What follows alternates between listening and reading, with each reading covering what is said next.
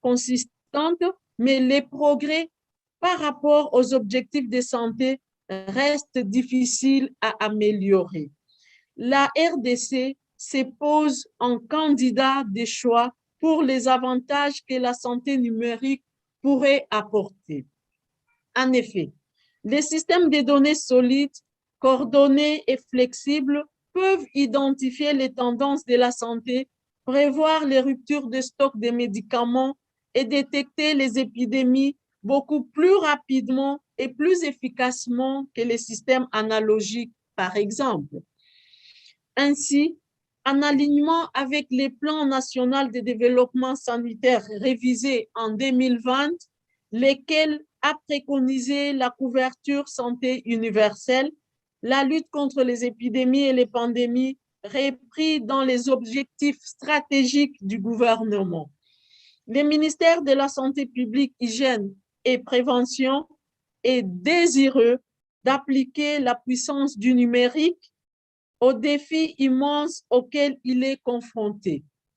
Cette réforme vise à contribuer au renforcement du système de santé de la RDC par la production d'une information sanitaire de qualité et en temps réel dans le but d'asseoir la CSU. Une meilleure prise de décision à différents niveaux de la pyramide sanitaire, la surveillance et la gestion efficace et efficiente des épidémies en général et de la pandémie de la Covid-19 qui sévit notre pays en particulier.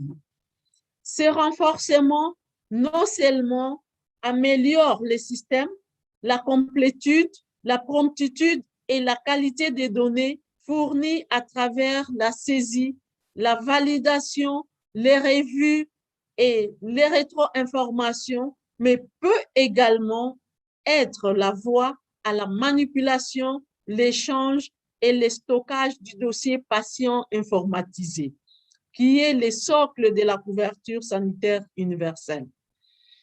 Outre les applications et ou outils numériques existants, dont le DHIS2, le ministère de la Santé publique, Hygiène et Prévention a procédé à l'opérationnalisation d'une structure transversale dédiée au pilotage de la transformation digitale, en l'occurrence l'Agence nationale d'ingénierie clinique de l'information et d'informatique de santé, en sigle ANICIS, afin de répondre efficacement à ces enjeux de l'heure. Les missions de l'ANICIS englobent l'identification, la standardisation, l'évaluation, la validation et la recommandation des plateformes, applications et outils offerts dans l'écosystème du secteur que prône le président de la République, chef de l'État, son Excellence Félix Antoine Tshisekedi Tshilombo, qui envisage de faire du numérique congolais un levier d'intégration, de croissance économique, de bonne gouvernance et de progrès social. Eu égard à cette vision du programme du gouvernement adopté en avril 2021, notre ministère annonce plein d'innovations et d'initiatives bénéfiques au renforcement du système de santé de la République démocratique du Congo par la numérisation des procédés et l'adoption systématique des technologies numériques diverses. Je vous remercie. Merci. Merci, Son Excellence, pour votre mot. Nous sommes vraiment touchés, malgré le temps, malgré votre horaire chargé, mais vous avez accepté de participer avec nous dans cette session. Nous sommes vraiment ravis. Si cela vous permet et que vous avez encore le temps d'y rester, mais sinon, nous sommes ravis de votre présence et toute l'équipe est là. On va vous faire part de toutes les résolutions et tout ce qui sera dit ici à ce niveau. Merci, Votre Excellence. Merci beaucoup. Merci. Rosine, vous avez, you have the floor. Well, thank you very much. Merci aussi à Votre Excellence. I think that there was a program, and because of the slight delay, we had to shift a little bit. So I don't want to summarize. I think I can start summarizing a little bit what was said, but I would like to go with if Jan's video is ready, we can go with that. Or is Jan's video ready? Jan Kenny's video? Presentation on international development aid from Annabelle?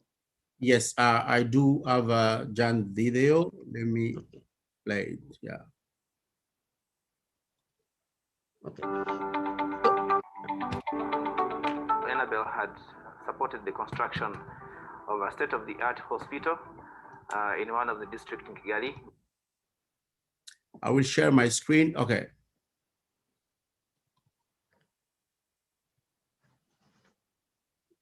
John Kenny's video is about the impact on international development aid in Africa. It's part of Annabelle, a Belgium development agency's response, their response to impact on international development aid in Africa.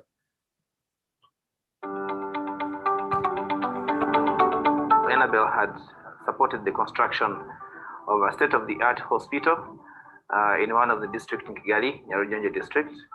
And we implemented a hospital management information system with an electronic medical record, which is used to capture all the information that's related to the patients.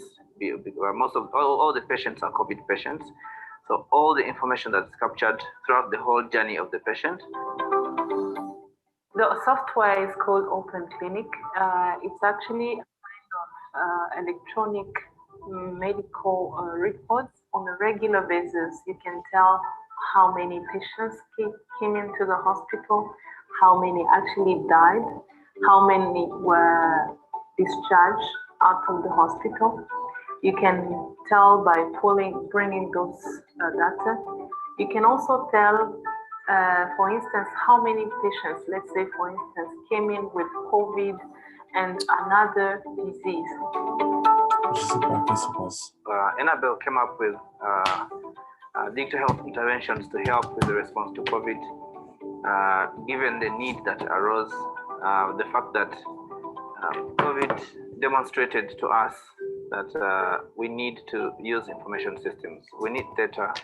We need to be as paperless as possible. We need to have information that's available in real time.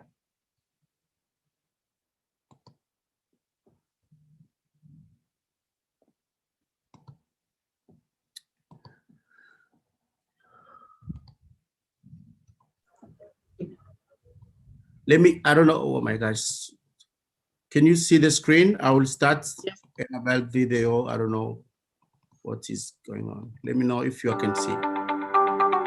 We can see it. Annabelle had. Can you see that? The construction of a hospital in one of the Nyarugenge districts. Oh, and we implement hospital management. Joe, if we are challenging with the videos, I think that we can continue, and then Vincent can take the floor so we can fix the video and see what's happening. Yeah, because the video is more about the response on the COVID at the hospital, and I think that we can pursue with the Daniel Messer. No, we finished with Daniel with Amr. We can go ahead for Dr. Amr Sattar, and following that, we will. We are not able to access Amr. Vincent can take the floor, please. It's okay. Yeah, please. Let me share my screen. Yeah.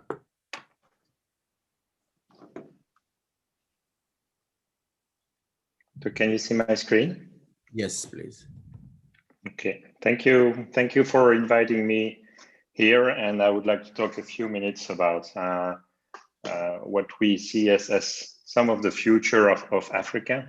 We've been in many African countries, and we believe that Africa can really lead on some elements. And this comes from our vision that Africa could skip one That's a weird word, but if you remember telecommunications, many continents, Europe, US, started with installing landlines for everybody. And then the mobile communications came and everybody kind of dropped the landline. And if you look at Africa, they skipped the landline step and went directly to mobile communications. And the mobile communications are even more developed in Africa than in some other continents. So Africa really did skip the landline step. And if you look at banking, same thing. In the US, in Europe, and other continents, the banks were developing local branches so that customers could come to the branch office and do their stuff there. And then came mobile banking. And then suddenly all those bank branches were not very necessary anymore, at least for most of the operations. You don't need them. And most of the countries moved to mobile banking. But Africa did that before everybody. Again, a second time. And you know, today, like Daniel mentioned earlier in this first presentation, that mobile banking is present everywhere in Africa. So they also skipped one step there. Now, if we talk about healthcare, many continents like Europe and the US have started to develop many hospitals in many areas. Of course, hospitals are necessary. They will never disappear. That's very clear. But like was mentioned earlier, and that's an experiment that some companies did, about 70% of consultations can be done by teleconsultation. There is no real need to have a physical presence. Only 30% of them need that. And also, out of these, some can be automated. Currently, there's a number of 40 that says that can be automated almost completely by software. So while the world is moving to mobile health, and even more with the COVID pandemic, of course, that's even stronger today. I really believe that there is a possibility for Africa to also skip one test and avoid building too many hospitals. There are needs for hospitals, of course, and we know that they are lacking a number of them, but maybe there's not a need to create too many of them, because a lot of the healthcare will move to mobile and mobile tools. So what are the opportunities of digital health for Africa? Remote care, very clearly, right? So we know that there are infrastructure problems. There's a lack of doctors, and there's very great inequalities between cities and rural areas. So that's remote care that can address that. It can really facilitate that. All the world is going to COVID-19, as you know, and with video consultation, remote monitoring. There's even reimbursement codes now in many countries. So all of that can be done with remote care. And I think that's a great opportunity for Africa to go to digital health. Partially automated care. Also, this is shocking for many people, but unfortunately for those people, it really works, right? And for 40% of the consultations, the easy ones, of course, they can be completely automated by software. So this is very important, and this is something that Africa should be using. Now, you heard about also of clinical trial and clinical research, and the inequality there is with people from Africa, for example, or colored people that don't participate as much to clinical trials, which means that there is a bias of those trials towards certain populations, and there's an inequality there too. So there is a possibility with a distributed clinical research or digital health applied to clinical research to address those underrepresented communities for existing drugs, or for new drugs that are specific to those countries or to the diseases from those countries. So these are three important ones, I believe, that are very specific to Africa and other areas. But there are also other ones which are general, right? These are true for everybody. So today, patient empowerment is becoming more and more important, and doctors don't have enough time to do everything for patients, and that's even more so true in Africa. So to have a better care, we need to let the patients have access to their data and be in charge of their care. And it has been shown through numerous studies. And when patients know about their disease, they have a much better treatment. Data accessibility will reduce the cost of care. That's true for all countries, and it's been shown times and times, and I can give you examples also, but I don't want to make this too long. The patient is also becoming a consumer in the sense that they choose what care they want, and they can choose doctors, of course, if there are enough doctors. You also know that some treatments work well on some people and not on others, and we don't understand why today. Probably this has to do with some kind of a genetic difference between the persons. So personalized medicine is becoming more and more important. And finally, faster, cheaper research for new treatments is also something that digital health brings. The challenges in Africa, I won't go too much into detail about this because a number of speakers before me have mentioned this. So quickly to recap, there's a lack of infrastructure, lack of doctors, inequalities between regions, insufficient technical infrastructure, lack of electricity, lack of internet access, and also lack of information for patients, right? So I will skip this just to tell you that we are a small company, startup based in Belgium, with an office in Silicon Valley and one in Rwanda. And we are part of 2 European finance projects that help us to finance the R&D necessary for collecting data from all data sources like hospitals and so on. So we don't replace anything, but we connect to existing systems. And in Africa, you know, there's Open Clinic, Open MRS, and a number of open source projects that are pretty famous. And our goal there is to be compatible with those systems so to augment them and make sure that these systems reach the patients and take the patient into account for better care. Yeah, there is a personal story behind this project. I was diagnosed with a leukemia 13 years ago, yeah, approximately, when I was 43, 2007. And a few months after me, my son, Pierre, that you see on the picture, was also diagnosed with bone cancer when he was 10 years old. So in his case, he went through a lot of chemotherapy, radiotherapy, bone marrow transplant, and leg amputation. And the result is that he has this handicap forever. So you see 2 cancers in the same family. I was very lucky because I'm on a drug called Gleevec that keeps the cancer away from me. But for my son, it was a terrible 2 years of treatment, and he has a handicap for the rest of his life. So for that, there is a real need to speed up treatments. And these are some of the problems that we must all work on. Obviously, targeted treatments, right? Like the treatment I have that my son does not have. But also as a family, we could see that our health data was scattered all over the place in several hospitals, several doctors. Some was at home, some were at my parents' home when I was a kid.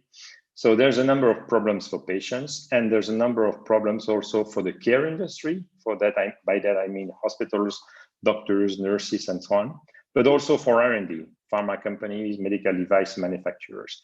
And all of these basically need some kind of continuity of care for the care part. And for the research part, they need to access data and get data, of course, only through the consent of the patients. But 85% of patients agree to share the data with research under certain conditions, right? So they don't want a pharma company to steal their data, but if they know why, and if they are asked for in advance, then they agree to share their data, and if they can stop anytime. So that's very important for the future. So what we build is a tool that you can see here, very simple tool. We did a lot of work to make it simple. It runs on the smartphone. All the data is stored on the smartphone.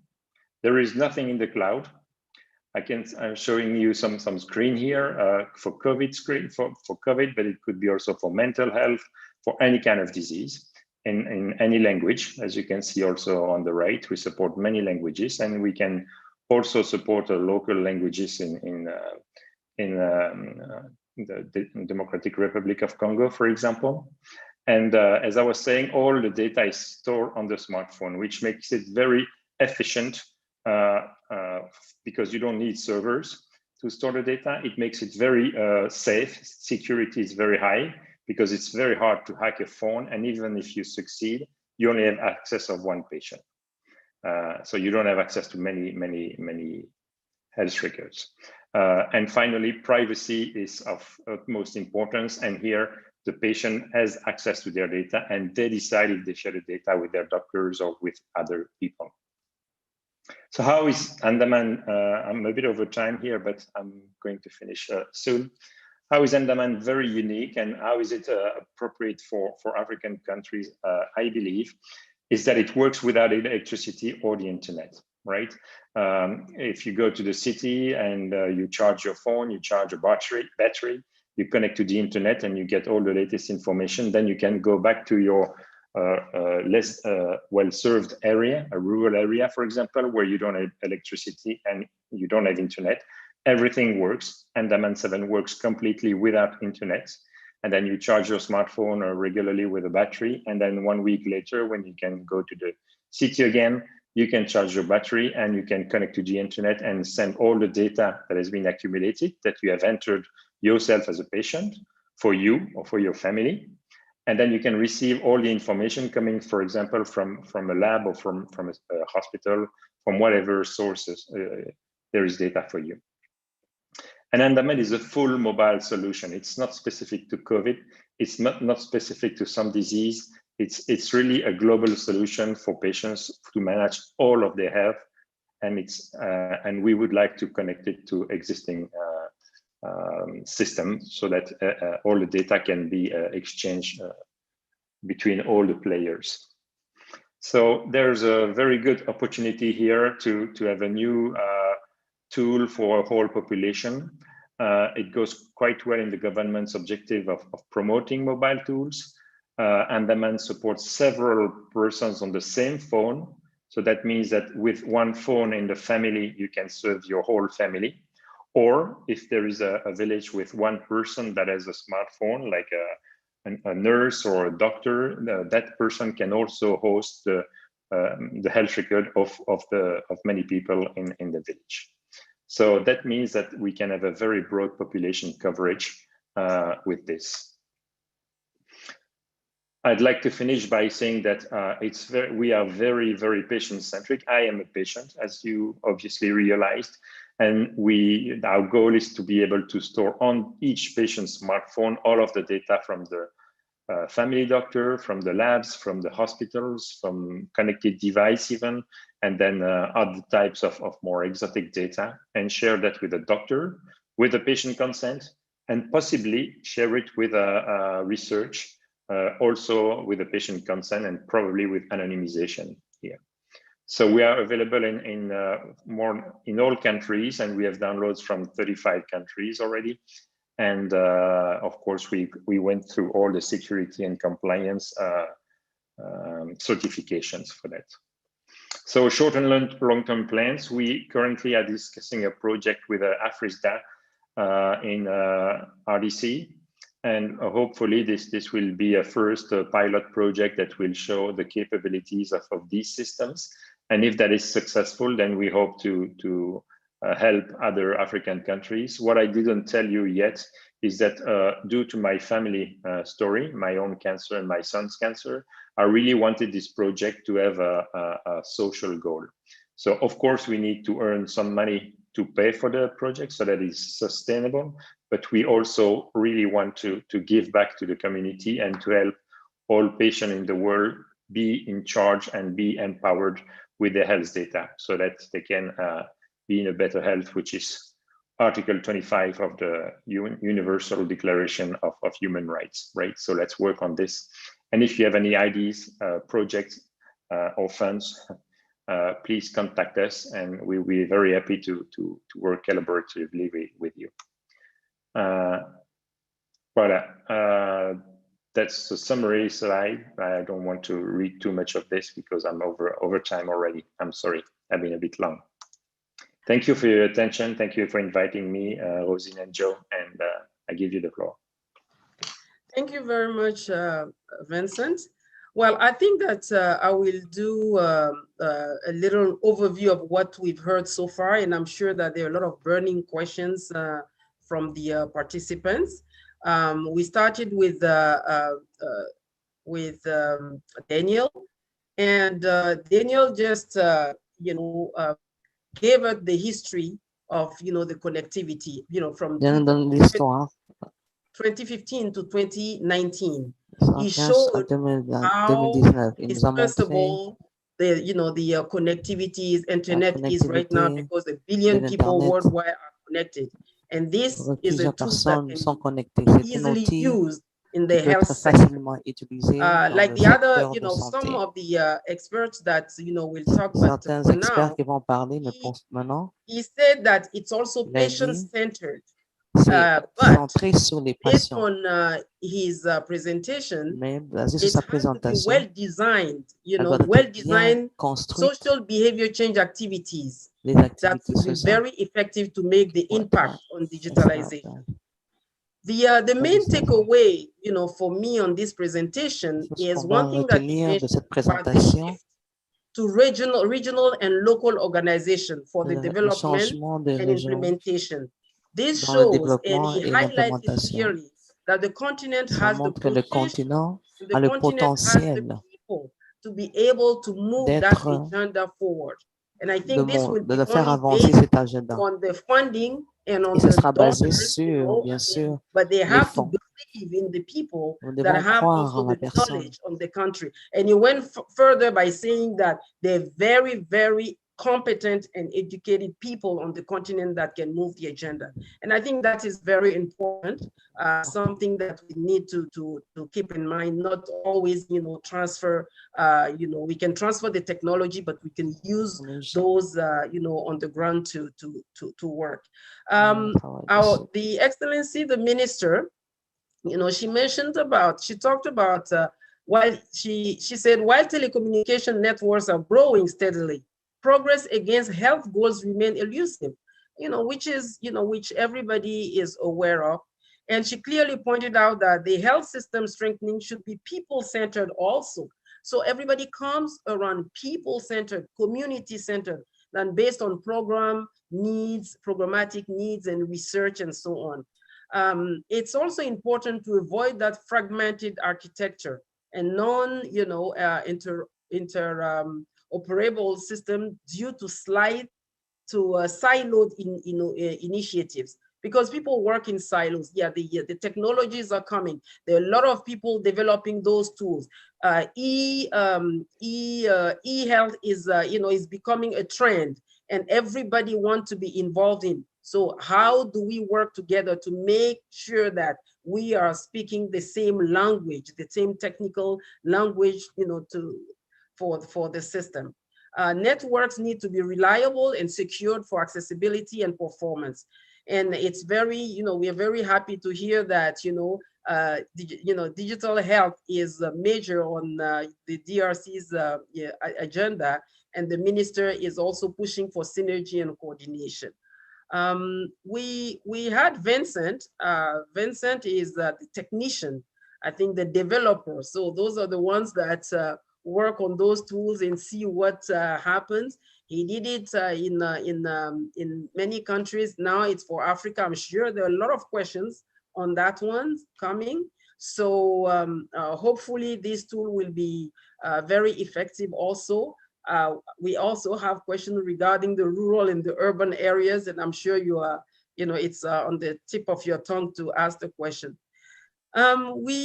So we just went to those, global aspects, but some of the presenter will come with a very practical, elements on this technology.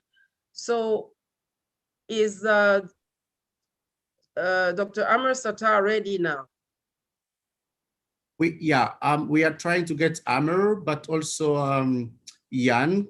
I don't see Jan appear again. I'm already there, Joe. I'm already there. Jan, thank you very much. So could you mind to get Jan first and Amr after?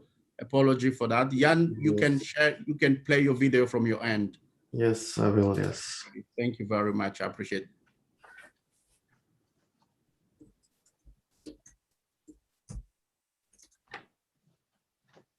If all goes well, you see my screen now. Yeah, we can. Yeah, it's okay. I will also start my video. Okay, so good evening. Thank you. Sorry for the delay in the organization. I'm Jan Kennis. I'm the lead expert in digital for development from the Belgian corporation agency Enable. And I will show you a little bit what we do on eHealth. Enable's digital for development vision builds on 4 pillars.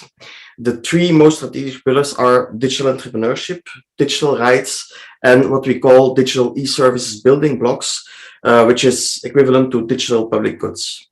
On the basis of all that, we have the layer of digital skills, which for us is universal. We have it everywhere.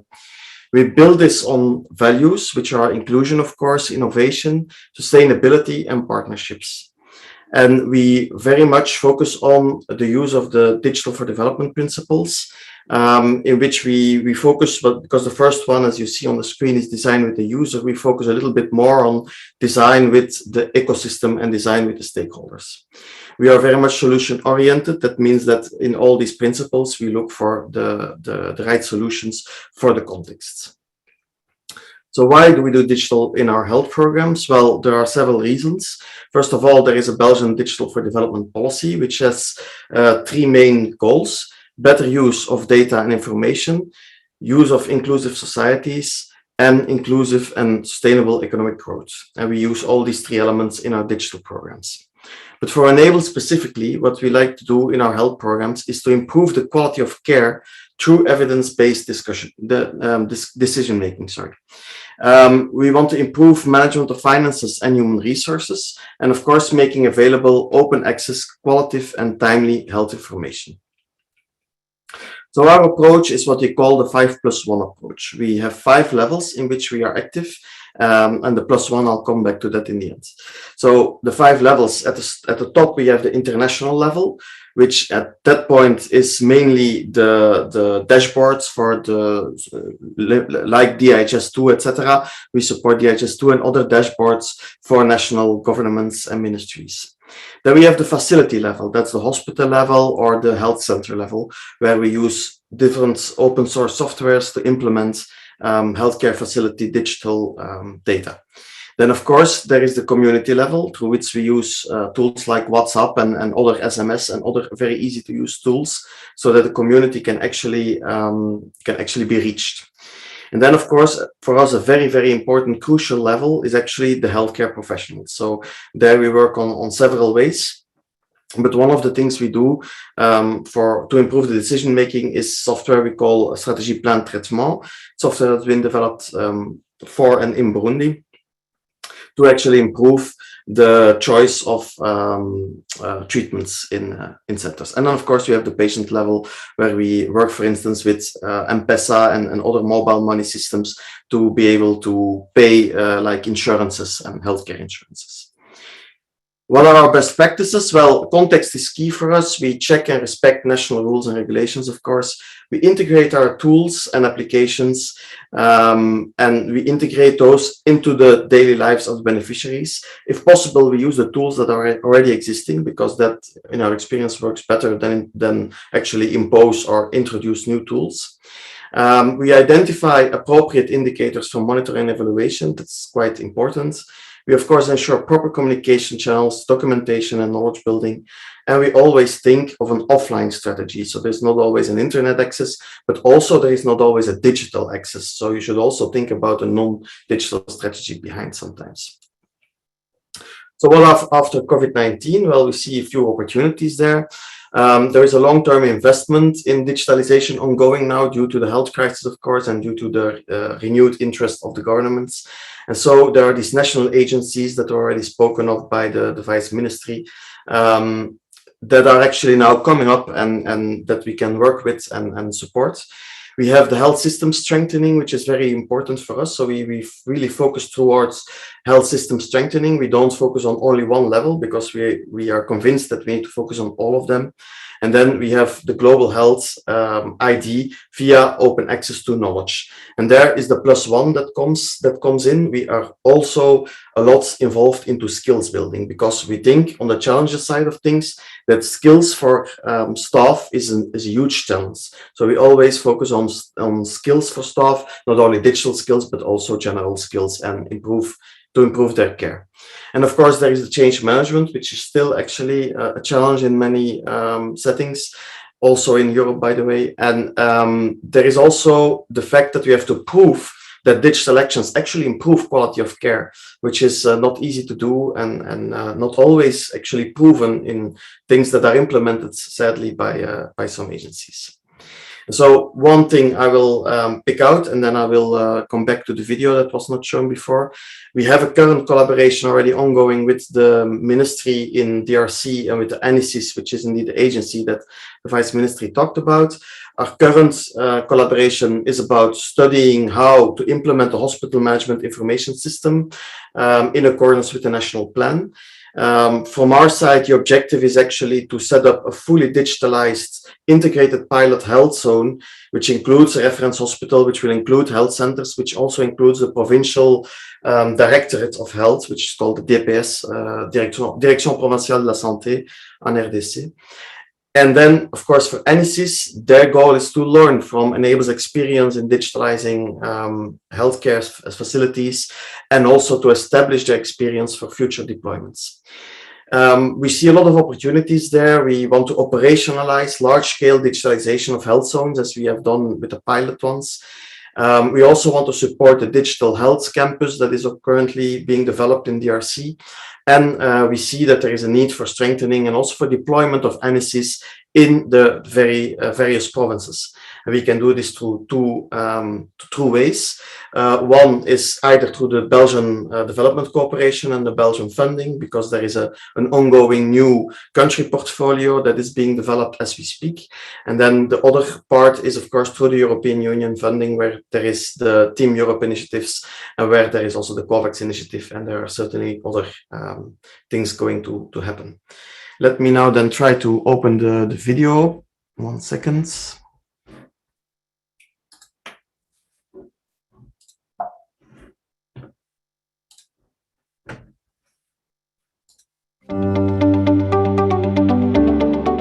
Enabel had supported the construction of a state-of-the-art hospital in one of the districts in Kigali, Nyarugenge district, and we implemented a hospital management information system with an electronic medical record, which is used to capture all the information that's related to the patients. All the patients are COVID patients, so all the information that is captured throughout the whole journey of the patient. The software is called Open Clinic. It's actually a kind of electronic medical records. On a regular basis, you can tell how many patients came into the hospital, how many actually died, how many were discharged out of the hospital. You can tell by bringing those data.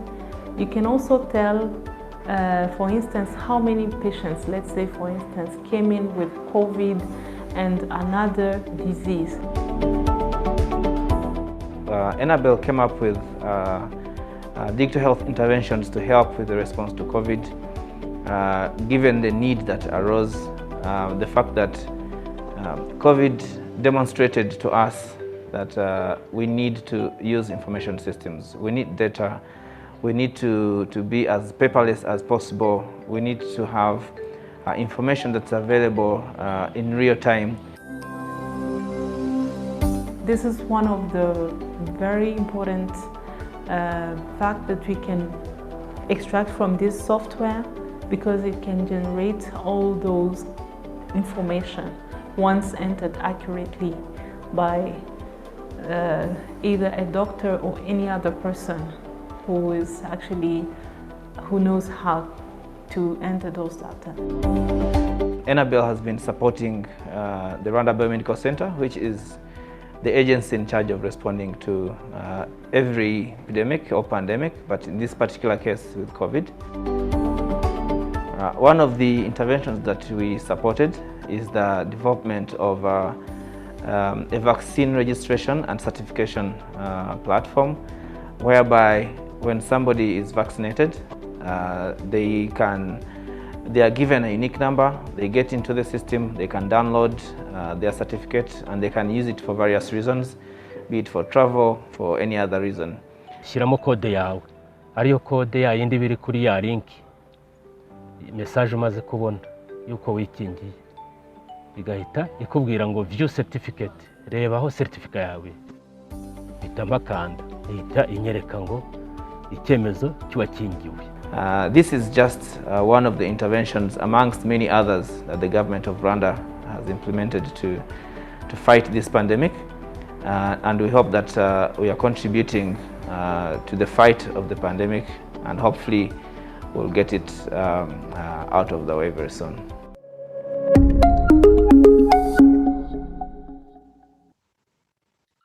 So thank you, that was it. Back to the moderator.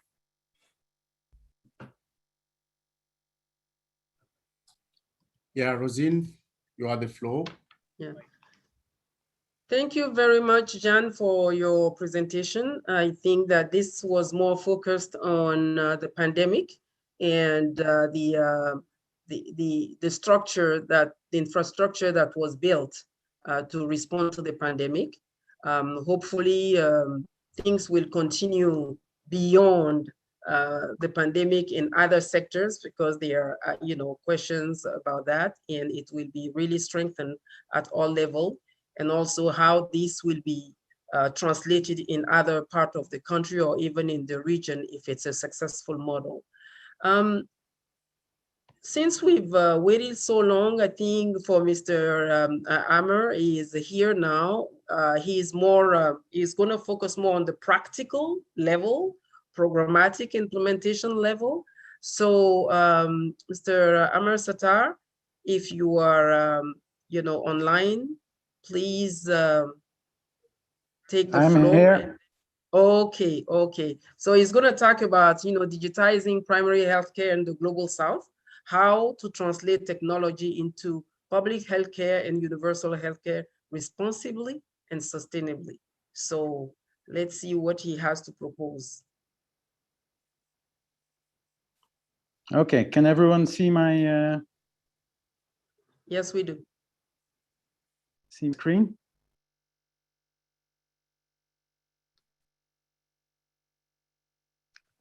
Hello? Can Yes, everyone we see do. my? Yeah, Okay. we do. Go ahead. Yeah. All right, so I'll be talking about digitizing primary healthcare in the Global South, how to translate tech into primary healthcare and ultimately universal healthcare. I am trying to.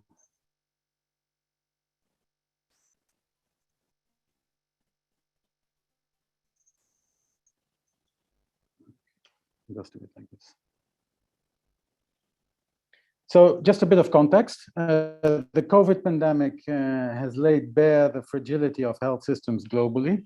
In the Global South, in particular, health systems have proven to be inadequate. Management of massive vaccine rollout is proving to be very challenging. Governments are often forced to make uninformed decisions for a lack of data. Health workers were stretched even before the pandemic, and global health is changing.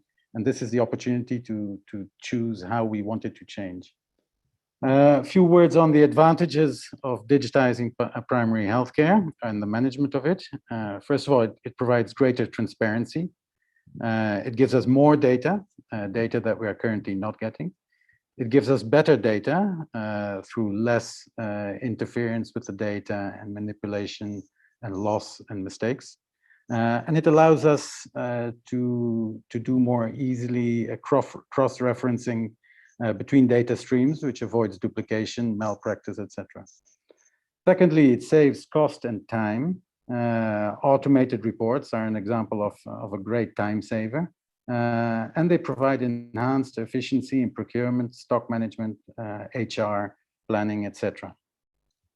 Thirdly, improved quality of care, for example, through remote health worker training, various telemedicine options that improve quality of care.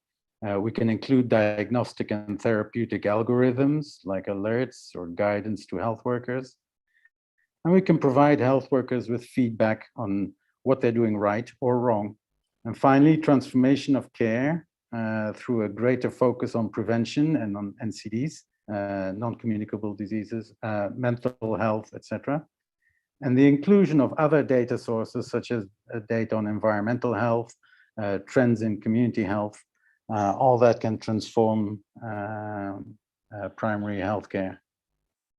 Some of the challenges, digital literacy is a big challenge, and this is on all levels. So it is digital literacy of the general population, of frontline health workers, but also at the Ministry of Health, digital literacy in data analytics, making dashboards, analyzing data. Long-term funding is a big challenge, in particular after the project cycle, the funding cycle of a digital deployment. Though we tend to neglect that it's not just paying for something that will cover the costs, it's also cost savings that can help long-term sustainability of digital tools. Connectivity, I think, was mentioned by several previous speakers, is a problem again. Especially at the lower levels of healthcare, community health posts are often lacking in connectivity. Pillarization is a big problem, and this is basically us as a development community fractioning the health system by having parallel programs, often doing the same thing or asking similar reports from health workers, and it makes deploying digital tools difficult if similar tools are being deployed by different programs. And finally, resistance and a lack of interest. And this is basically about the clarity of vision and the lack of corruption in the local and national government, without which digital solutions are difficult to deploy. So what would I like us to do? It's mainly and initially reinforce primary healthcare systems. We do this by focusing on the community health workers.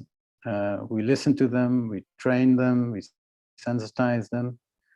We select context-specific and appropriate technologies, ensure stable, reliable, and secure connectivity at all levels of healthcare, and bearing in mind preconditions such as offline capability, the lack of power supply, local distribution of the connectivity, and data security.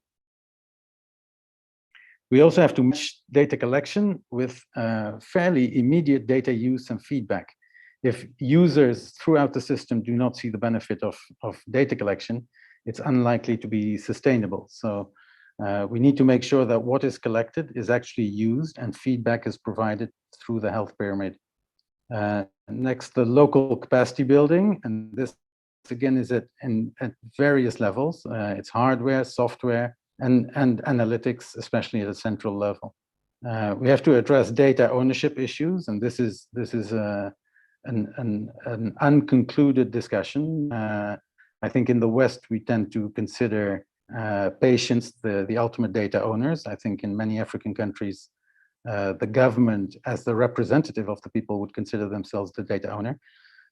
Either way, it needs to be clear who owns the data and who authorizes use of it. And finally, we need to integrate with other data sources. And this can be through programs between malaria and HIV, health worker training, but also climate data, agricultural data, socioeconomic data, etc. I'm rushing through this because of the lack of time. What we should not do is forget who it's for. So we need to remain community focused also in our development of digital tools. So bearing in mind language, appropriate terminology, the right icons, images, and topics. Always minimize keystrokes. So we use drop downs, autofill, and things like that to make it easier for health workers to use it, but also because of a lack of consistency in the spelling of personal names or place names and even disease names. Connectivity, power, or the lack of these is an important element. And digital tools need to be suitable across multiple types of devices, including some devices that we may not know in the global north, such as a variety of Chinese portables. We also have to avoid purely donor and implementer-driven digitization. So what do health workers and their communities really need and want?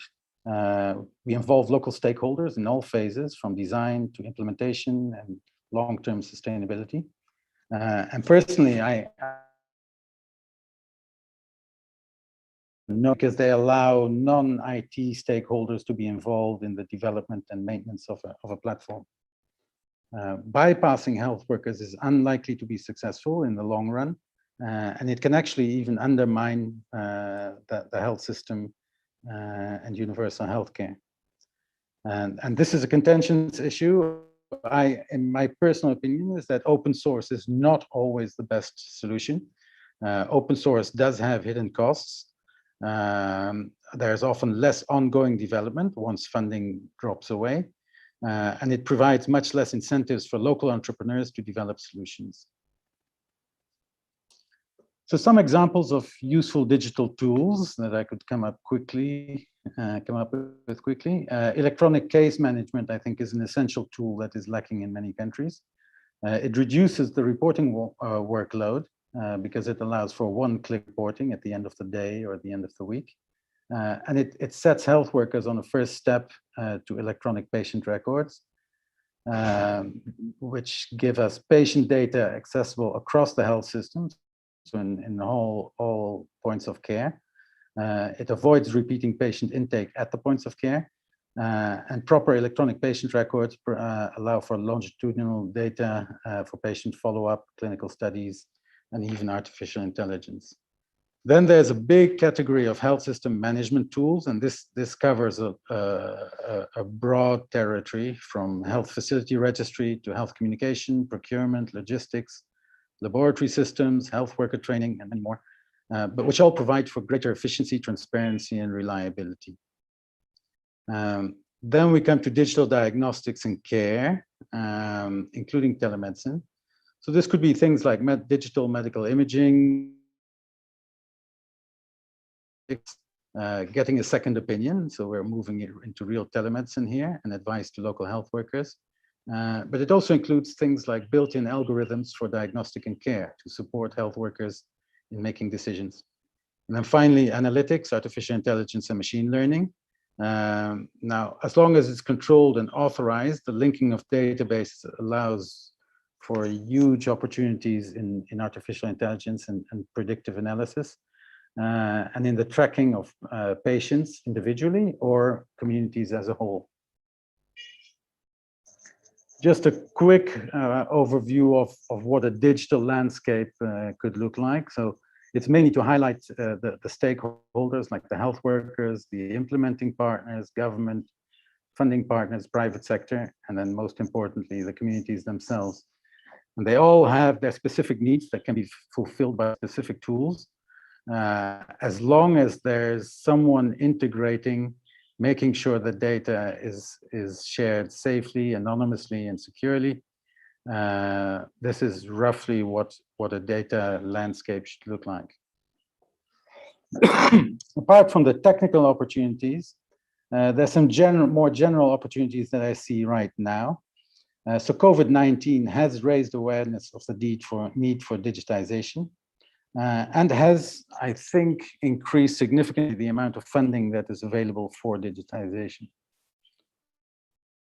The private sector involvement, I think, also has taken a boost because of COVID. So there are more PPP opportunities, both because the private sector is now much more interested in public health, and also because I think governments are more open to PPPs right now. This allows for broader funding and capital, CSR funding, which often allows for things that global North governments are not willing to fund. And private health actors generally, I think, are much more open to digitization, are often a step ahead of the public sector. In the field of HR, there is a large number of young developers emerging in Africa. I think the success of corporations like Andela have shown that it's not just quantity, but also quality. And I myself have worked with excellent developers in both East and West Africa. Connectivity is improving throughout the continent. So internet users more and more every day. And they often do not have the reluctance to use online services that we may see in Europe or even North America.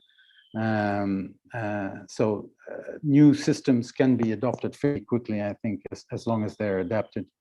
And healthcare workers are often already used to online platforms like Facebook, WhatsApp, TikTok. No, I'm an old guy, whatever the people are using now. And then finally, analytics, artificial intelligence and machine learning. So there's a budding realization of the use of analytics and to a lesser extent, artificial intelligence and machine learning. And COVID-19 actually has seen solutions even emerging in Africa and even more being adopted by African countries. How do we do it? First of all, stakeholder engagement. First and foremost, the communities themselves, of course, but also local health workers, the public sector, obviously, and including private sector and civil society.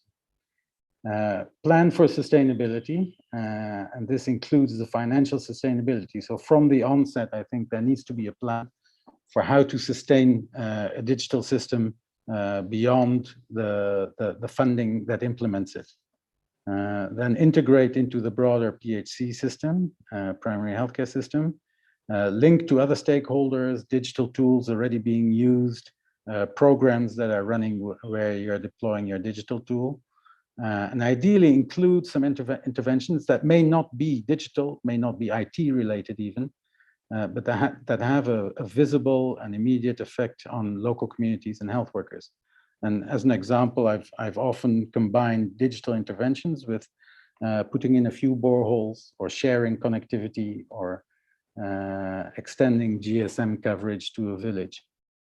And then finally, and this I think is relatively new in international development, though the private sector globally has been doing this for a while, take an agile approach. So an agile mindset is using short experimental iterations to reach a desired end state. And I think that kind of approach allows us to adapt to a local context, which is rarely what we expect it to be, and which is usually non-static. It is usually a changing context, and an agile approach can help us to continuously adapt to it.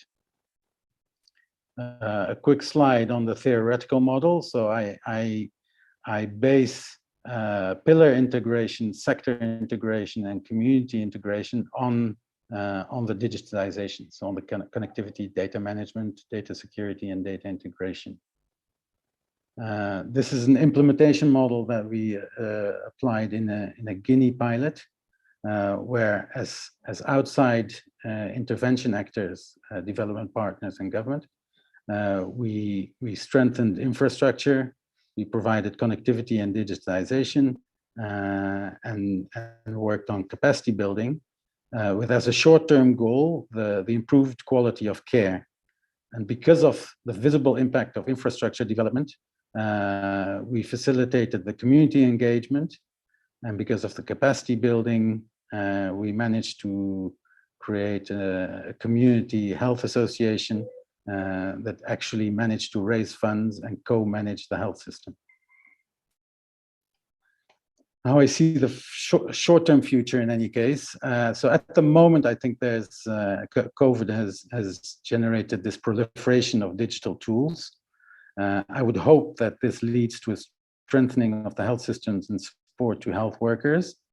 And in parallel, an integration of all these systems and networks and the tools that are being deployed now. And then in a later phase, as health literacy grows and IT literacy, I think we can start looking at patient-focused apps. My closing remarks, apologies for the delay. So digitization and data are really laudable objectives, but only within, for me, only within the context of improved diagnostics, care, and public health. Communities, and indeed often the health workers themselves, rarely care about digitization on its own. So it's up to us to show them concrete benefits. Every community has its own needs, aspirations, and challenges. So we involve them, listen to them before we deploy a remotely designed solution. And it only is a solution if it's sustainable and solves a perceived problem.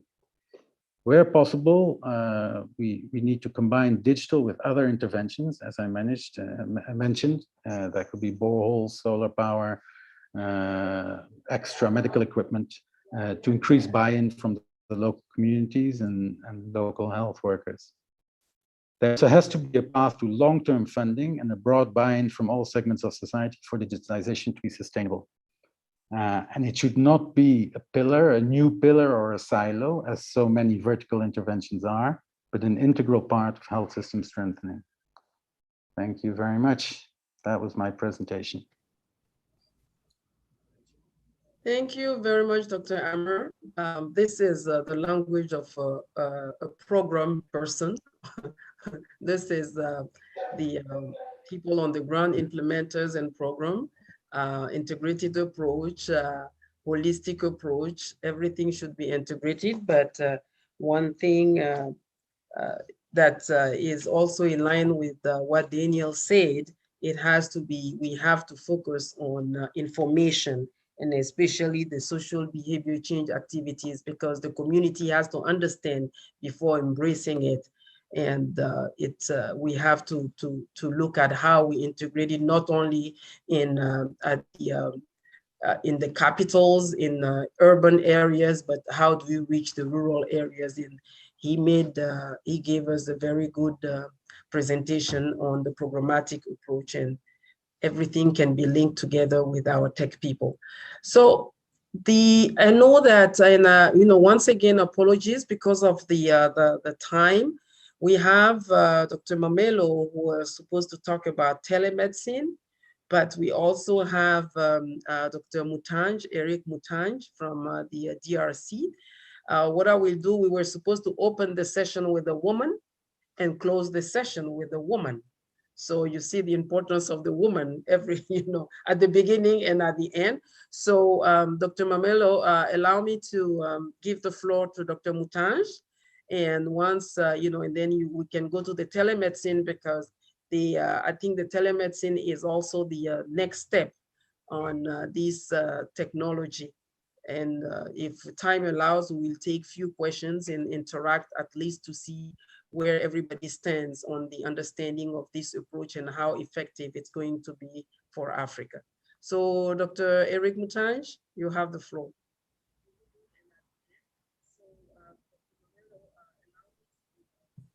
Hi, everybody. Hello. Hello, engineer. Go ahead. Yeah. Okay, I'm going to share my screen quickly. We'll call screen vision N101124. All right. Can you see my screen now?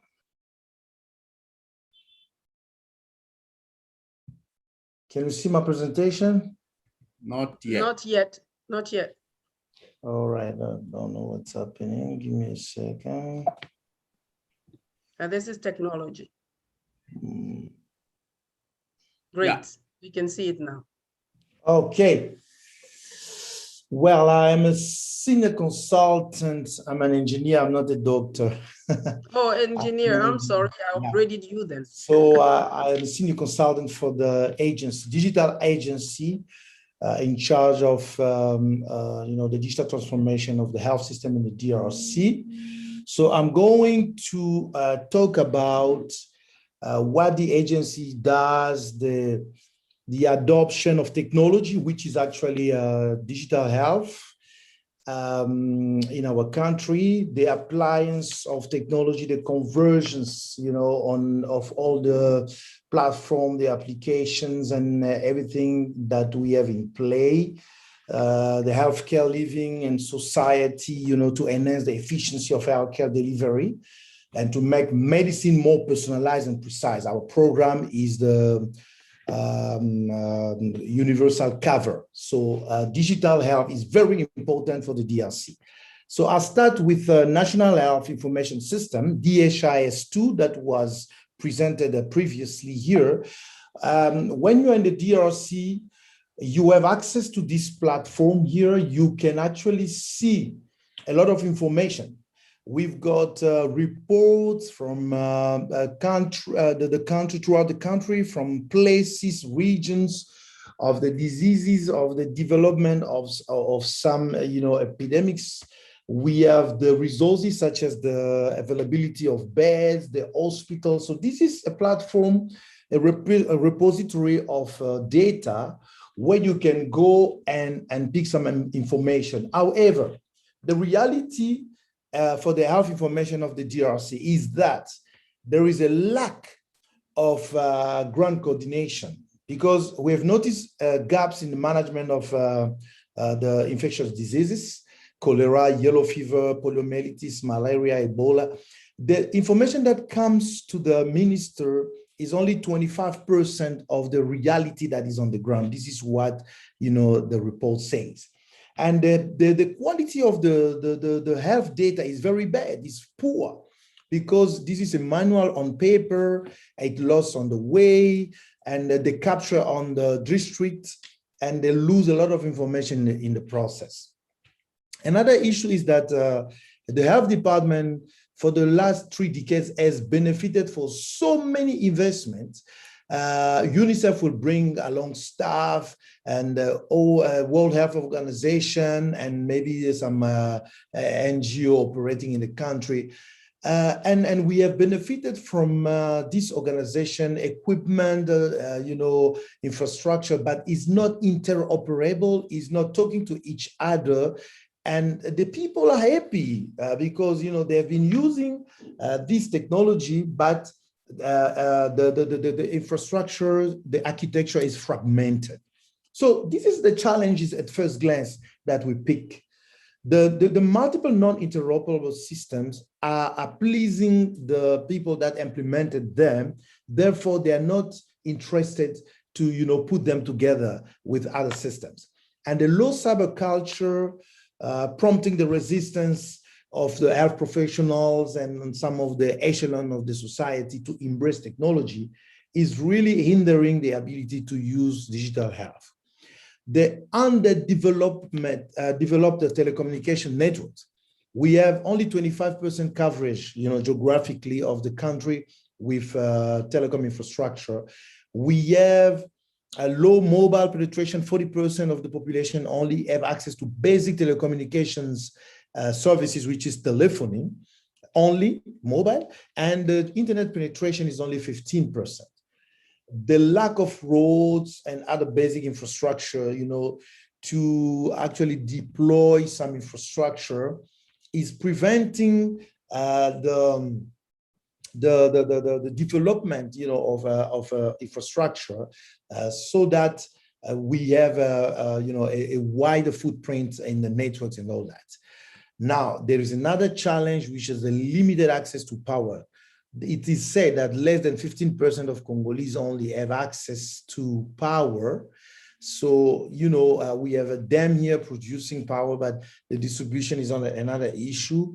And it's a problem to, implement digital health in places where there's no power. Although we got solar and all these other solutions that we're going to talk about just after a few slides. And the absence of economic model for technology providers and a very non-attractive fiscality is also, really hindering the ability for us to deploy digital health in a large extent. So what is ANICIS and who are we? The agency, as I said, was created by the Health Ministry. It was also said by the Vice Minister at the beginning. And this was created to develop the Congolese digital health transformation roadmap and standards. The agency was also created to enhance the usage, of the best technology, digital technology and biomedical equipment so that they can facilitate the provision of quality, effective, and efficient healthcare to the population. The agency was created to standardize the ecosystem of health industry, the nomenclature in terms of digital tools and platform, and set up a dedicated and secure platform for exchanging and sharing data in health sector, including the digital patient file. This is our national strategy. This is actually what was done recently, and I'm going to explain it very soon. The ANICIS objectives, quickly, drafting a master plan, defining an integrated national interoperability strategy for a consolidated health information system, currently fragmented, as I said, in multiple separate blocks, establishing processes on procurement, control, and maintenance of biomedical devices. So as a regulator in the middle to make sure we screen the procurement and we don't allow, again, things to go left and right. Ensuring collection, centralization, processing, sharing, and storage of information from different health, different services, of health ministry, including all decentralized services and programs. Design of the DRC digital health enterprise infrastructure, very important, secure and accessible to users. That's including the storage and sharing of health information. This is what we have started, and I'm going to run you through the response of the ANICIS during the COVID time and land in some of the challenges and the mission and objectives that I just mentioned to you. When the COVID outbreak was announced by the minister, we first worked on an internet website. This website, www.stopcoronavirus.cd, if you open the website, this is where actually journalists, media, some of the institution was going every day to get the reports. So we were working with government agencies. They were sending the numbers. We were posting them on the website. And it was like a reference for the country. There was also, the barrier measures and all, the advices from the authorities to respond to the pandemic. The second thing that we worked on as an agency was a smartphone application. This is a Stop Coronavirus that was downloaded from Google Play Store and the Apple Store. As soon as you open the smartphone app, you have welcome from the ministry with the barrier measures, to prevent infection and contamination, all that. Then the smartphone app was also giving the daily reports, the numbers, and the information you needed to know on the pandemic. Now, the third thing that we worked on was a WhatsApp chatbot with a team of Facebook, dedicated team of Facebook. We worked for 2 months, I think, and we produced the chatbot. So whenever you download, you have a WhatsApp application, and then you send a message to a number, and you'll have a response. You can basically interact with the chatbot and ask basic questions that were pre-recorded. I don't know how really I can explain, but you know what is a chatbot. So there are basic questions you can ask. As soon as you ask a question, it gives you more information that you require. And this was the application that we worked on with Facebook. The other big work that I would like to really emphasize on was the mobile big data analysis. Working with GSMA Global System for Mobile Association, more than 800 telecom mobile operators member, Flowminder and Kinshasa Digital, a local developer, and the mobile networks. We worked using the entire mobile networks raw data, which was anonymized and sent in a platform to make decision for government. So you can see the efficiency of the mobile network, because the public health structure will send information. All the antennas in the country will send information to be repatriated in a real-time platform that we were consulting. Some of the data was stored in a repository, and some of the data was processed to produce statistics, such as, for example, to identify the high-risk zone, to know the people, the way they are moving. Are they focused on the measures? Are they concentrated in some places? What is happening there? Is there a party there? Is there a market? Why are people, moving toward that direction? Enforce the restrictions measure.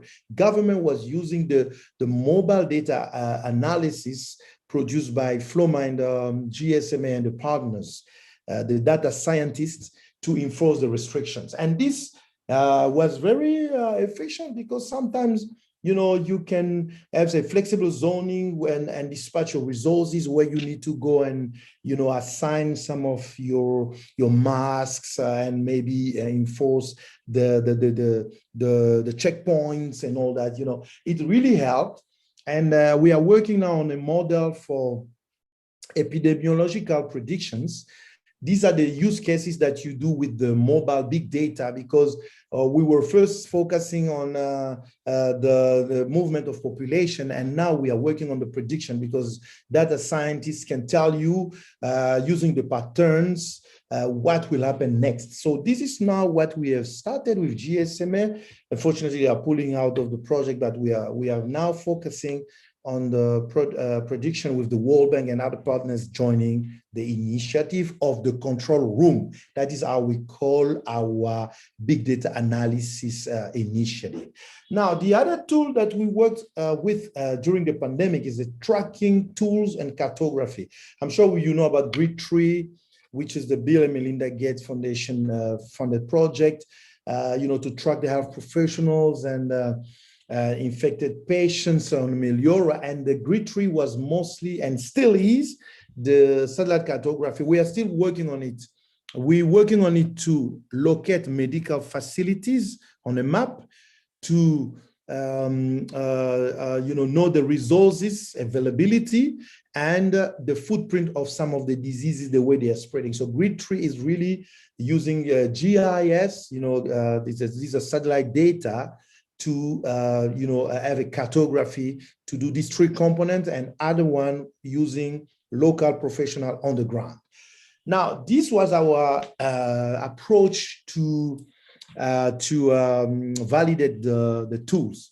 The first things on phase one was the discussion with platform owner, because when there was the outbreak of COVID, everybody stormed the DRC coming, to sell technology, to supply, to offer for free. It was a problem. So we put in place this 4 phases to say, 1, we discuss with platform owner to understand. Number 2, some trial or proof of concept to see and get used to the tool. Number 3, we do some POC if possible to assess.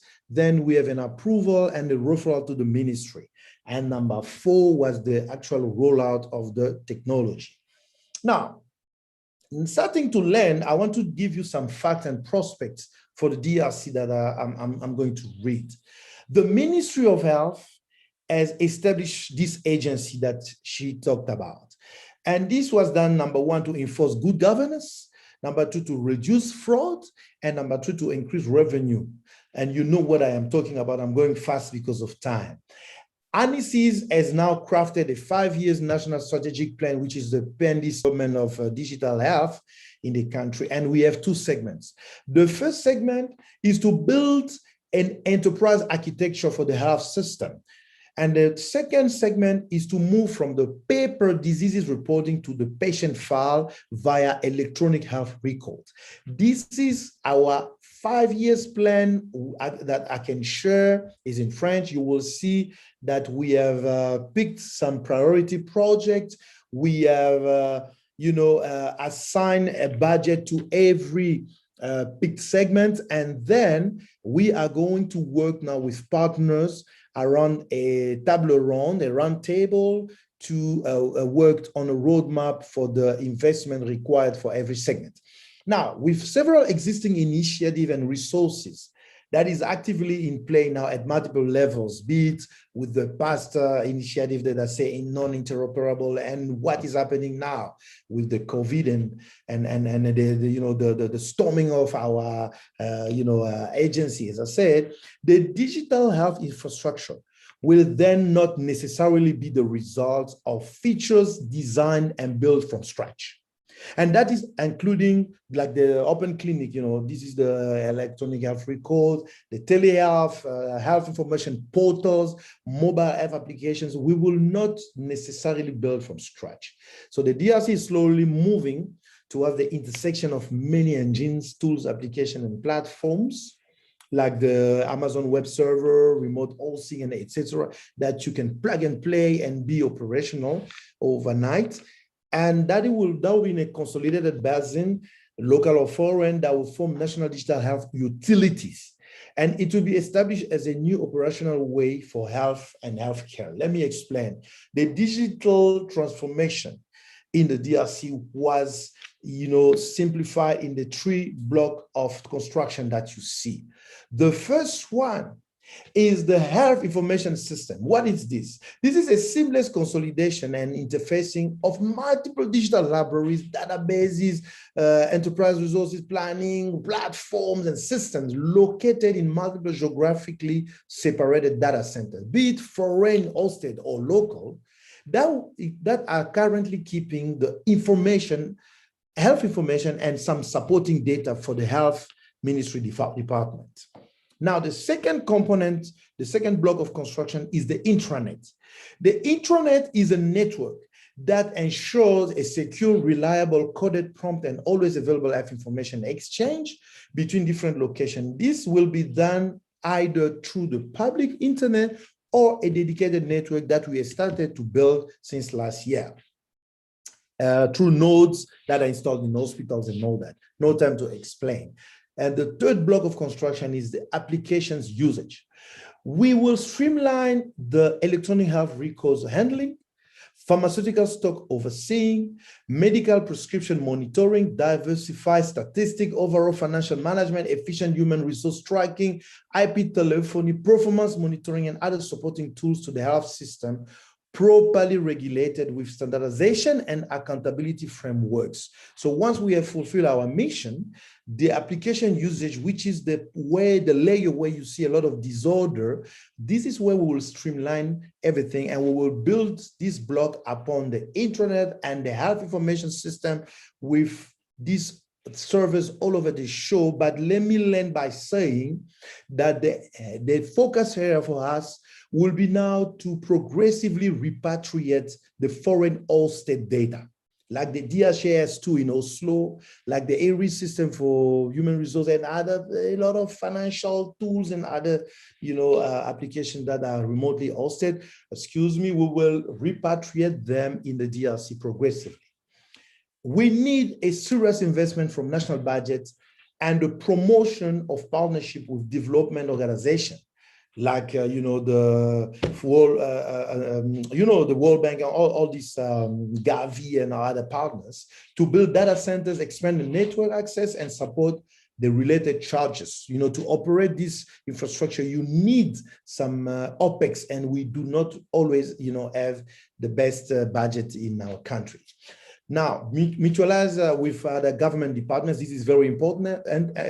You need to allow other stakeholders for various departments to back you and support your initiative so that you can ride on existing infrastructure and standardize the technology. So while you're acquiring new infrastructure, you can ride on the existing one. Enforce telework, thus building a culture that will give way to the adoption of telemedicine. This is one of our focus areas. Integrate mobile payment with electronic health records platforms to ensure finance trustability. One of our role, as I said, enforce good governance, reduce fraud, and increase revenue. So integrate mobile payment for the villages, for the population, while you go for treatment, and they capture your information on the EHR platforms. You will pay with mobile money, and the regulator of financial market, which is the Reserve Bank, has backed us by giving a notice that nobody should use cash again to limit contamination, and that will help us now contribute also the finance. The last one is collection of various health information databases maintained by other private entities or public to add important capacity for clinical care, clinical and health services research, public health surveillance and intervention, patient education and self-management, as well as safety and cost monitoring. I'm done. This is my last slide. I hope I didn't go over time. Beyond COVID-19, where do we see ANICIS? Well, continue the development of policy, strategic plan, and framework for digital health standards. Beyond COVID-19, we want to strengthen the health governance system through the systematic use of ICT. And as I said, telework is one of the factor that will contribute to this culture. The number 3 is sourcing, commissioning, and supporting of digital health infrastructure. What we used in COVID is now our modus operandi. We will be always creating a marketplace of the digital so that we can identify, we can assess, and we can validate tools that can be recommended in our ecosystem. Number 4, strengthening health information system and ICT governance. Quite redundant, but this is a different component because it talks about budget. I hope the minister is not listening to me. Number 5, computerization of healthcare establishments.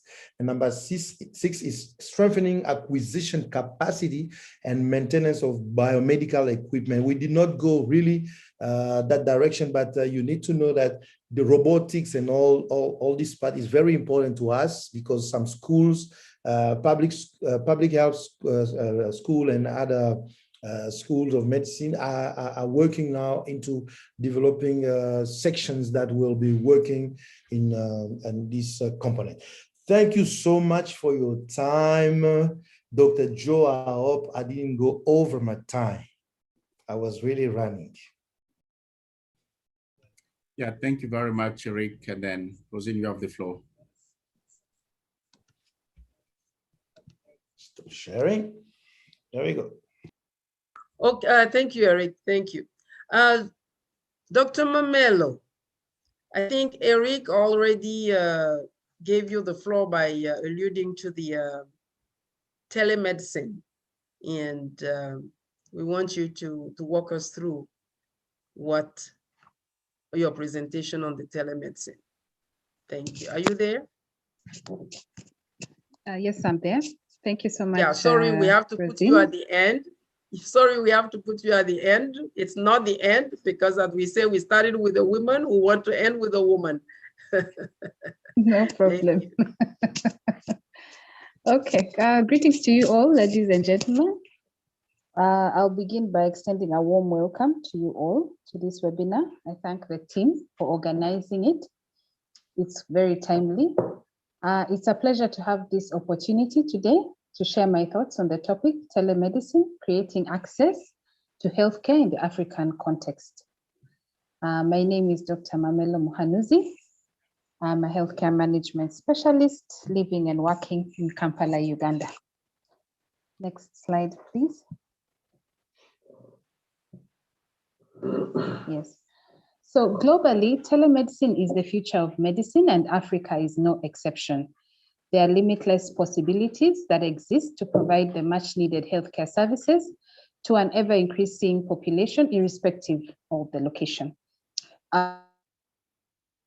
Telehealth is a broad term. It refers to the use of electronic and/or telecommunication technologies to support long-distance clinical care, as well as provide patients with professional health-related education.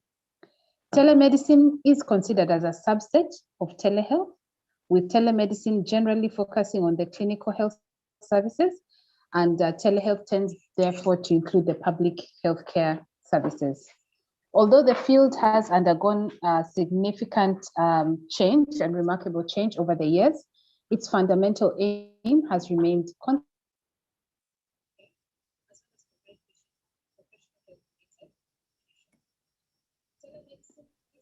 We can hear her now.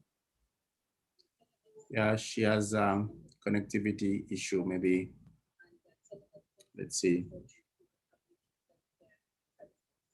The four modalities a bit, if you could just scroll up, Dr. Joe, so that the picture is a bit more clear. Yes. So the asynchronous modalities, this includes the store and forward technologies, where images and data are collected at one point in time and interpreted or responded to later. So patient portals can facilitate this type of communication between the provider and patient through secure messaging. And in the medical field, we see this commonly used in teleradiology and teledermatology. The synchronous modalities include the real-time telephone or live audio video interaction, typically with a patient using a smartphone, a tablet, or a computer with a doctor or healthcare practitioner on one end and the patient on the other. Then we have the remote patient monitoring modality, where we employ the use of mobile devices to provide direct transmission of a patient's clinical measurements from a distance to the healthcare provider, and this may or may not be in real time. And then finally, we have the mobile health modality, where we employ the use of applications or devices to provide healthcare education and also help track pertinent patient information. And this could range from, fitness trackers, you can have weight management, you can have menstrual cycle trackers, and so forth. Next slide, please. So the current trends in the use of telemedicine, we've seen telemedicine evolve dramatically over the past 2 decades, expanding rapidly into a means of providing comprehensive care across multiple medical domains, from acute care to chronic care, as well as primary care to specialty care. And as you can see in the chart below, we have a number of medical, about 5 or so medical specialties of medical disease or conditions that have grown exponentially since the beginning of 2000 and have majorly grown in the area of telemedicine, with different applications being used to who have these conditions. So with innovations in portable device technology, such as smartphones, video conferencing, patient monitoring devices, and increasing broadband availability, patients can receive medical care, often in the comfort of their own homes, saving time and unnecessary cost. So extending beyond the confines of clinical interaction, these tools are being used to gain better insight into disease progression and recovery, and to assist in achieving optimal medical treatment for patients. And a good example of this is the use of glucometers that are used to store information about blood sugar levels over a specified period of time. And this, of course, helps the doctors to monitor response to insulin therapy. So the next slide is the benefits of telemedicine. So the benefits of telemedicine can be looked at from 2 perspectives. You can look at it from the perspective of the clinician and from the perspective of the patient. And beginning with the clinician's perspective, the clinician is therefore able to reach underserved population. It's able to increase their pool of potential patients, leading to more revenue, especially when you're looking at it from a clinic business perspective, delivering more preventive care, offering more affordable care, strengthening the patient relationship because you have an opportunity to reach out to the patient beyond the consultation room, and then decreasing the likelihood of no-shows, because then if you cannot come physically, you can still have that virtual interaction. Then from the patient's perspective, the costs around travel are reduced. Waiting time is also significantly reduced. Also, the cost of having a virtual session is much lower than a walk-in or an emergency room visit. And then furthermore is not having to worry about the shortage of certain specialists for particularly rare conditions. And this is a very big problem, of course, in the African continent. So some of these modalities can actually help to bridge this particular gap. So this in no way exhausts the benefits of telemedicine, but just forms a foundation to just give scope on how we really need to grow telemedicine, particularly in the African continent. Next slide, please. That is the 6th slide. Telemedicine in the COVID era. You can go down, Dr. Jo. I think you've gone far ahead. Can just go up. Yes, there. Okay. So understandably, the COVID-19 pandemic has necessitated the need for African countries to explore harnessing emerging technologies to connect patients with healthcare workers without physical contact. And therefore, telemedicine has proved extremely useful, especially in this COVID-19 situation where we had various movement restrictions in different countries that were implemented to curb the spread. So notably, even though telemedicine was organically increasing, it was mainly private sector driven. And this is because several countries in Africa and across the world still require more legislative frameworks to allow for a more widespread use of telemedicine. The graph below just shows the findings of a cross-sectional online survey that was done in 4 countries, surveying maternal and newborn healthcare providers, and was focusing on the applications of telemedicine for maintaining the provision of maternal and newborn health during the COVID-19 outbreak. And of course, what was found was that the percentage of healthcare workers introducing telemedicine since the beginning of the pandemic was higher amongst the high-income countries and the middle-income countries, and quite low in the low-income countries. And when you look at the graph closely, you could see that the lower bar just shows all countries where there was a 15% increment.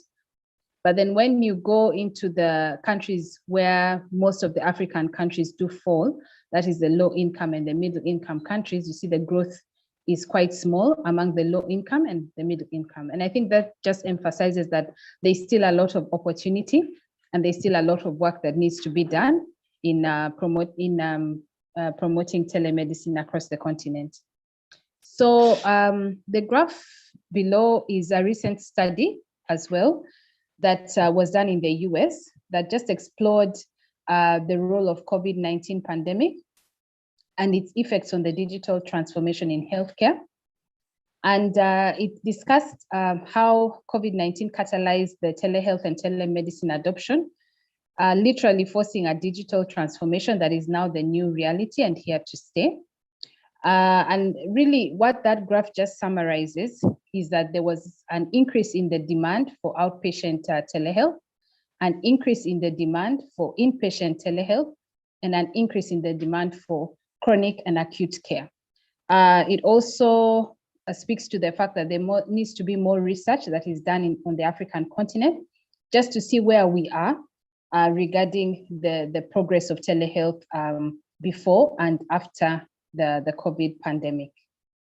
So understanding the barriers so as to create opportunities is very important, because in understanding the barriers, then we're able to create a proper environment for its uptake. So we'll just focus on the barriers section of this graph, of this chart. And we see that a number of issues that come up are the urban, rural, and gender divide in connectivity and access to mobile devices.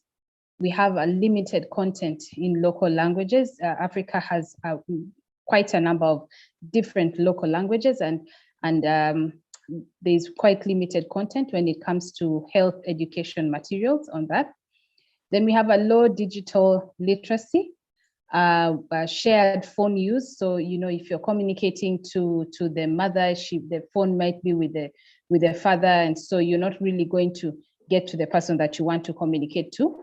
Then, of course, there's a low quality of phones and also probably old technology as well, such that most people may not have a smartphone, and most of the apps are quite up to date and so may not be relevant on old technology.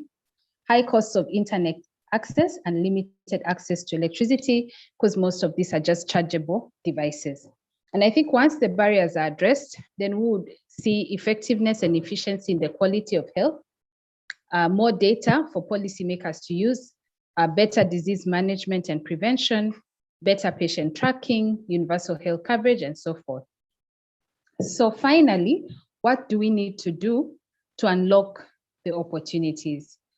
Scaling up of the broadband and internet connectivity. Africa is home to the fastest growing mobile ecosystem, with over 70% of the continent has 3G connection and 30% has 4G connection networks. And so this communication infrastructure, coupled with the growing healthcare innovations, including home testing and AI chatbots, as my colleague has just talked about, that enable self-diagnosis, the AI-powered call centers, the disease surveillance and contact tracing, and all these telemedicine applications can revolutionize the healthcare delivery beyond COVID-19 and are all potentially within reach of every country on the continent. Then increasing foreign and local direct investment into digital innovation and technologies for health. Some countries are already using mobile innovations in their healthcare delivery. For example, in Rwanda, we have Babil that has enabled access for over 2 million citizens to healthcare through telehealth. We also have the related innovations that are mushrooming on the continent. For example, Rocket Health, which is a product in Uganda, and the Mobi Health in Nigeria, respectively. And so when we see more foreign and local direct investment into these areas, we are likely to have more people having access to healthcare. And then last but not least, development of policies and legislation to support the implementation and scale up of telemedicine. Many countries in Africa actually lack the necessary legal frameworks and policies to guide this implementation. Of course, we have to consider the fact that these policies must take into consideration the ethics around medical practice. So at this point, I want to conclude my presentation. Thank you for listening. Over to you, the moderator. Thank you very much, Dr. Mamelo. Thank you for the information on telemedicine. In the sake of time, we only have now just 12 minutes left, but I know that we learned a lot, and it wouldn't be good if we don't ask at least 2 questions to the group, or if somebody, the panelists want to ask a question to another. But there are a couple of questions that came in. And we would like to share at least 1 or 2. I will take one question was, you also talked about reaching undeserved populations, knowing our challenges on the continent. How do you think those undeserved populations will benefit from this technology? Legislations are very important, but won't it be tough, or will it be enough? Do you have any suggestion? I think that this will go to Eric.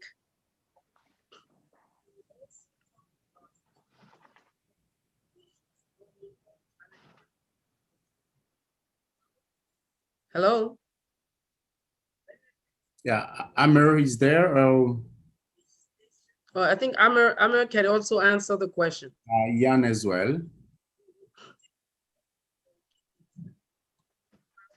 It's about the undeserved, population, because we talked about rural areas and okay.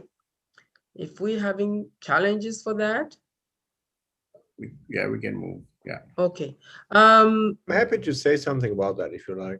Oh, yes, Daniel. Okay, please go ahead. Yeah, PSI is the right person also to do that. It's obviously if you have no phone at all or so, then I would say, well, look at the development, how fast it goes. It will eventually come. And you see this in the DRC, where I remember it has been I think in 2013 I was there, and it was mainly around the city centers, and like Kinshasa, Lubumbashi was, and now it moved out. But one thing is important is that not everyone has a smartphone, not everyone can connect with the internet. So these underserved communities, they might have they might already have a phone, like a flip phone or a normal one. So that's why it's important to also look into technologies like IVR, which is over voice. We do this a lot with a partner company called Viamo. And so it's, I think it will take maybe some time until really every community has real access to the internet over the phone. But there are ways around it. USSD, if you have a smartphone, works very well in many African countries, where you can have sort of a like a 120 seconds or sometimes longer chat function going on that has more functionality than normal text, and then if not, over voice. So I think there's different ways how technology can still serve these underserved communities. But I think eventually it goes so fast, it will just go everywhere, hopefully. Okay, thank you. Vincent, somebody asked, I mean, they were very impressed with your presentation. However, you know, in the same line with, you know, Daniel, somebody asked, if you lose your phone, what happened to your data? And you know, when they're in rural areas, they have a phone, they can easily lose the phone. So what happened to the data?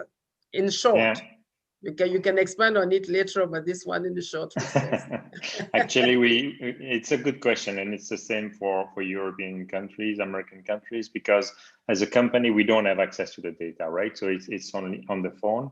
It's on our website. There's a frequently asked question there where we describe all the ways to prevent from that. But basically, you can either back up your phone on a server, like many people do, even without knowing.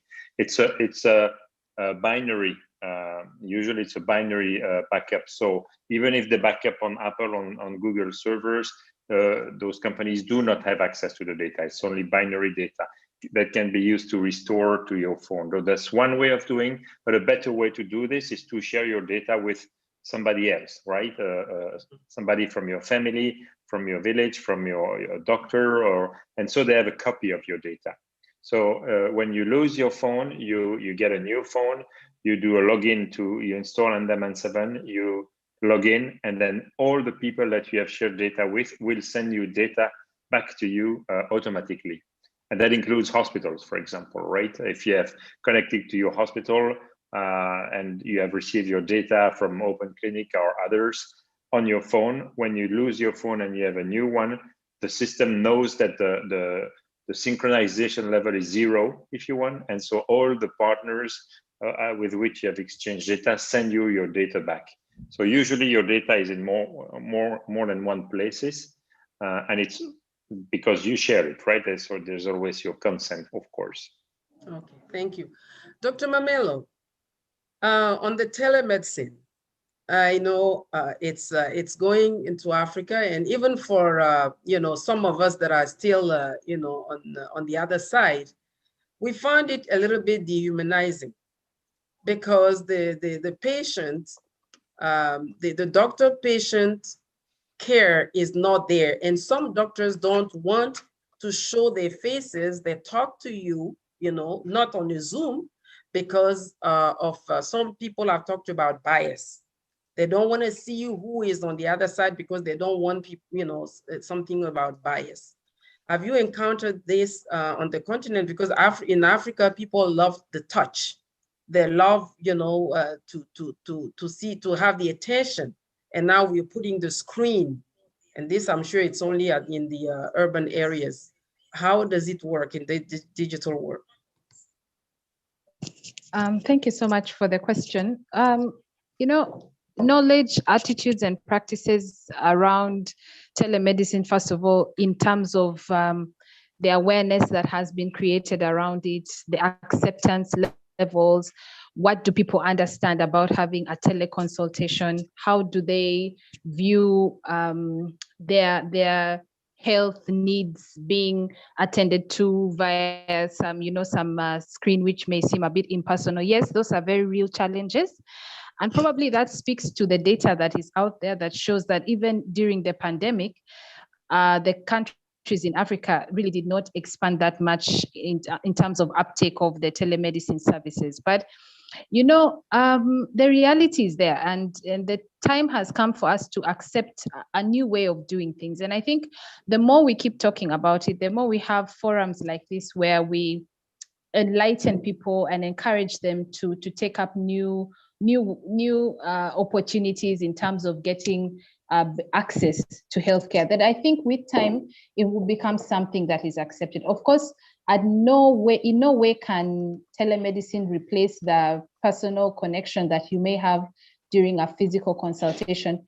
But the challenges to accessing healthcare, the challenges to accessing a specialist for particular conditions, the challenges of cost are some of the few benefits that a patient would realize using telemedicine services. And so I think we just need to create the right narrative around it, get the conversations going, have more research done around it, have more data out there, and then start speaking to those concerns that people may have around having a teleconsultation.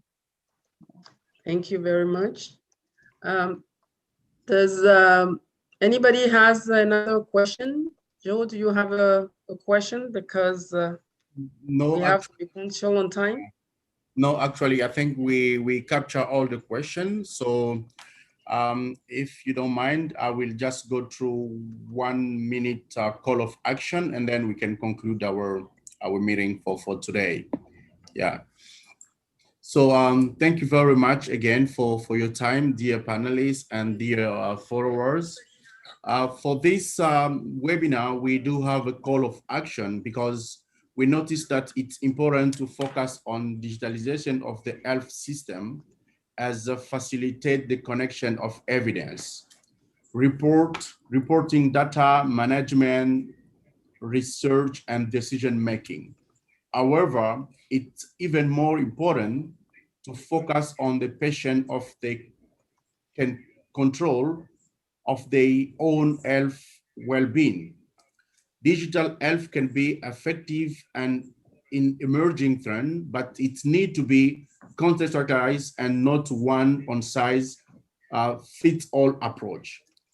So we call on donors, investors, and government to be more open to the role of the patient in digitalization of the health development process, access, and information solution. So to technician and technology designer, it's very important to interact with other technicians in the field for more information on innovative solution to patient problem instead of focusing on competition. To investor or donors, they need to minimize condition and modalities, take into account country context, and also give opportunity to young organizations which have solid experience in the field. To the government, they need to be more flexible on policies and regulation to make sure there is a good synergy to better optimize results, make sure that the coverage is not limited to metropolitan areas, and better contribute for the well-being of the entire population. So that is our call of action for everyone. So if we need to conclude this webinar, we are really thankful to our guest of honors, Your Excellencies, Vice Minister of Health, dear speaker and audience, you guys are taking long up to now. African Sustainable Development Advisor is very grateful for your participation. We hope that the information shared by our expert speakers on the future of digital health in Africa has been helpful. We expect this to be an opportunity for more open dialogue and this important subject matter. I will not close without wishing in advance a happy Independence Day to Her Excellency, Madame Vice Minister, our guest of honors, and to our all fellow from the Republic Democratic of Congo, because tomorrow is the Independence Day. I will say like right now, so bonne fête de l'indépendance, and thank you for you all being participating to our webinar. Thank you very much, we appreciate it.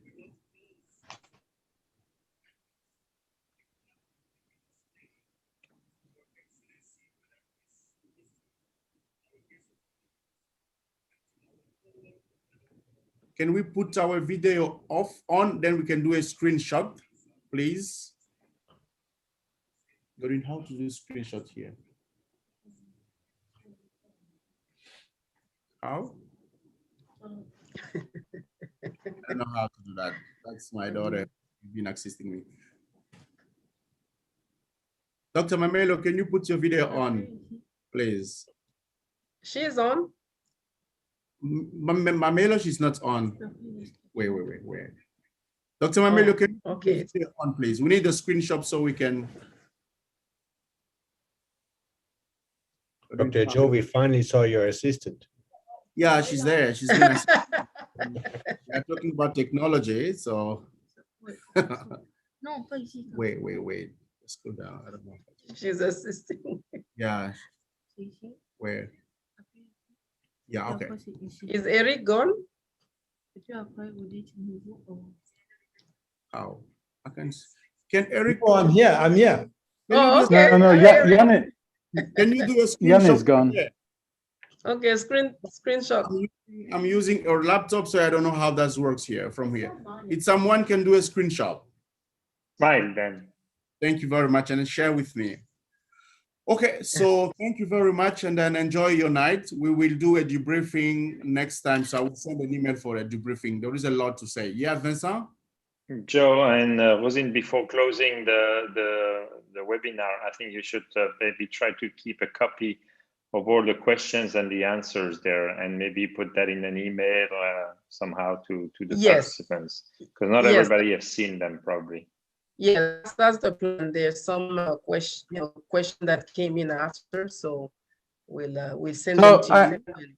I think you need to do that before you close the Zoom session yourself. Yeah. Because after that, it's gone. I will stay a little bit longer with Rosine, so I will take all those questions. Yeah, we are still online. Okay. Okay. So thank you very much. As I say, we will debrief, and then thank you very much one more time for everyone. Sister Esther, Cedric, we do have some technology issue, but we'll debrief on it. So thank you very much. Thank you for the organization. Thank Good night. Okay. Okay, bye, everyone. Bye-bye. Thank you. Bye.